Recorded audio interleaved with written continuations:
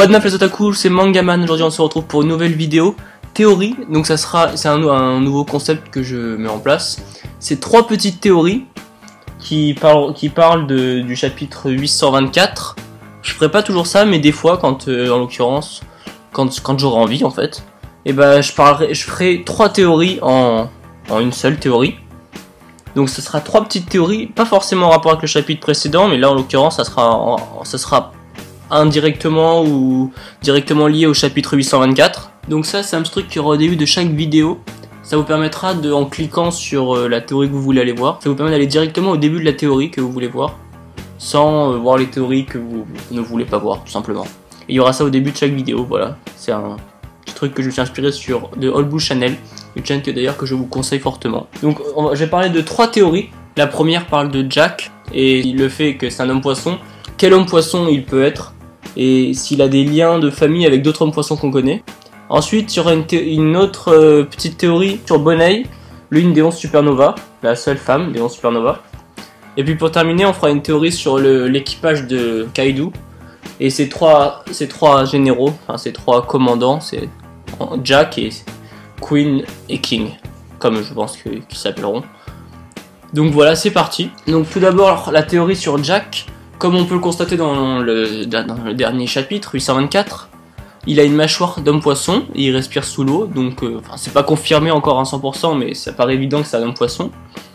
Et en plus, il a des cornes, donc oui, ces cornes elles sont fausses, mais on peut penser que peut-être qu'il a vraiment eu des cornes et qu'il se les ait coupées ou que quelqu'un lui a coupé, enfin cassé même, et qu'il se les ait remises. Comme Chopper, un peu, sa corne elle est accrochée avec un petit bout de métal, je crois, dans mon souvenir. Donc je pense que Jack est en fait un homme poisson de combat, comme ceux qu'on trouve à Dressrosa. Les poissons de combat, si je crois bien que ça s'appelle comme ça, c'est des gros poissons avec des cornes qu'on trouve sur les bords de Dressrosa. Il y en a aussi dans l'arène pour embêter les combattants, pour les faire tomber à l'eau, et quand ils tombent à l'eau, ils leur foncent dedans. Donc voilà, je vous mettrai une image. Aussi, je pense que, comme on le sait, je crois qu'on le sait, je sais pas si on le sait, mais que Dellinger, c'est un homme poisson de combat de plusieurs générations. Il n'est pas directement poisson, mais c'est un semi-homme poisson, un parent humain, un parent poisson, et c'est un homme poisson de combat. Et donc je pense que pour Jack c'est exactement la même chose, semi-homme poisson de combat. Et donc je pense qu'on peut faire un lien entre ces deux personnages. Comme on sait qu'il y a déjà un lien entre Joker, Doflamingo et Kaido, peut-être, je dis bien peut-être, que en réalité Jack est le grand frère de Dellinger. Dellinger qui est qui fait partie de l'équipage de Doflamingo. Et que à une certaine époque, je sais pas pourquoi, où ils ont été abandonnés par les parents et donc ils ont été recueillis par ou peut-être Jack était déjà assez grand à l'époque et il s'occupait de son petit frère.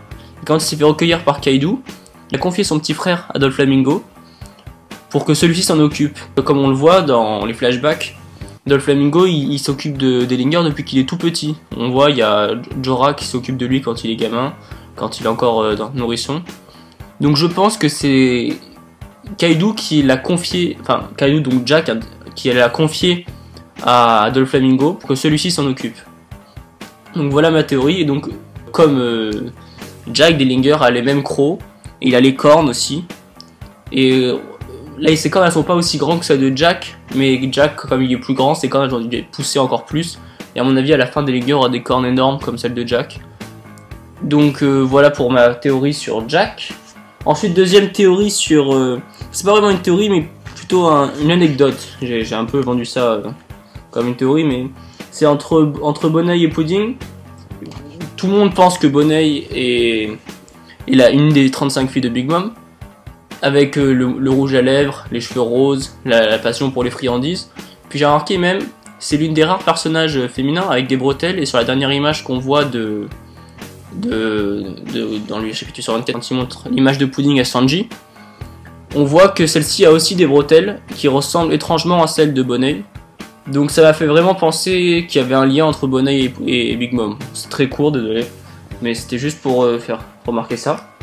Et puis ensuite, pour finir, pour l'équipage de Kaido, j'en ai déjà parlé dans ma dernière review, mais je pense que donc ces 3 commandants sont Jack, un homme poisson, ensuite Queen et King, qui seront sans doute un homme, un minx, et un reptilien ou serpentin, qui apparaissent dans le chapitre 501, qui s'appelle Les prémices du changement, dans le tome 51, où on voit sur la liste des bandes des esclaves que tient Sanji, ça dépend des éditions, mais il y a soit serpentin, soit reptilien, qui sont vendus à 700 millions de berries, 700 000 berries.